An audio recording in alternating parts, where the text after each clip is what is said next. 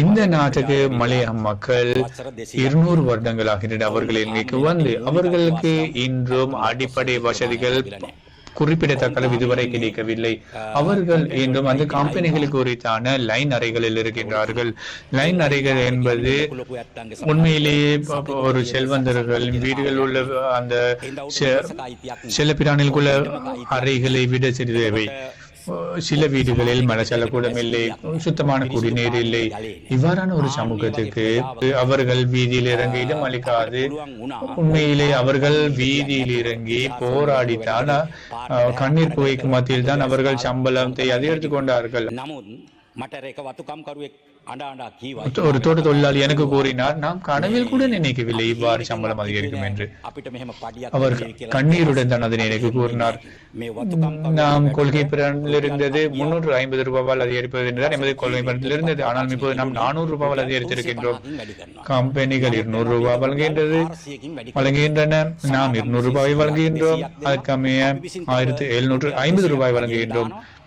எனவே அவர்களுக்கு 10,000 ரூபாய் சம்பளம் அதிகரிக்கும் மாதாந்த. எதிர்கட்சியின் ஒரு சில உறுப்பினர்கள் இதற்கு எதிர்ப்பு தெரிவிக்க ஆரம்பித்திருக்கின்றார்கள். இப்போது ஒரு கருத்தை உருவாக்க முயற்சிக்கின்றார்கள்.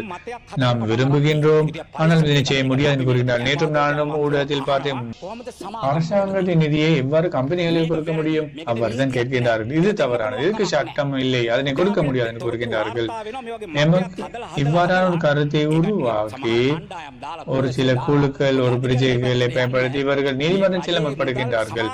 அரசாங்கத்தின் நிதியை கம்பெனிகளுக்கு கொடுக்க போவதாக தான் இவர்கள் கூற முற்படுகின்றார்கள். இவர்கள் அதற்கு இடம் அளிப்பதில்லை.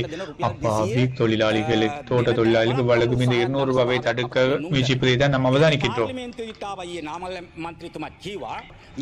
உறுப்பினர் நாவல் அவர்களும் இதனை கூறினார், கம்பெனிகளுக்கு கொடுங்கள் என்று. அவர்கள் அவர்தான் அவர்கள் கம்பெனிக்கு தான் கொடுத்தார்கள், வரி சலுகை கொடுத்தார்கள். வலது குறைந்த சமுதாயத்தினருக்கு தொழில் வழங்குவதாக இருந்தால் தனியார் துறைக்கு அரசாங்கம் மாதாந்த சம்பளத்துக்கு 15,000 ரூபாய் செலவாக வழங்கப்படும் என்று கூறப்படுகிறார்கள். அவ்வாறு என்றால் அதனை கொடுக்க முடியாது, அதுவும் கம்பெனியே. இவர்கள் இதனை கொடுக்காதிருப்பதற்காகத்தான் இதை கூறுகின்றார்கள்.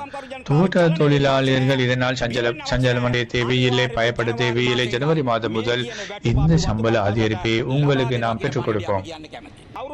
நீங்கள் புரிந்து கொள்ள வேண்டும், தோட்ட தொழிலாளிகள் தான் இந்த நாட்டில் மந்த போஷாக்கினால் பாதிக்கப்பட்டிருக்கின்றார்கள். அவ்வாறான சமூகத்துக்கு 200 ரூபாய் தான் கொடுக்க போகின்றோம். அதனையும் தடுக்க முயற்சிக்கின்றார்கள்.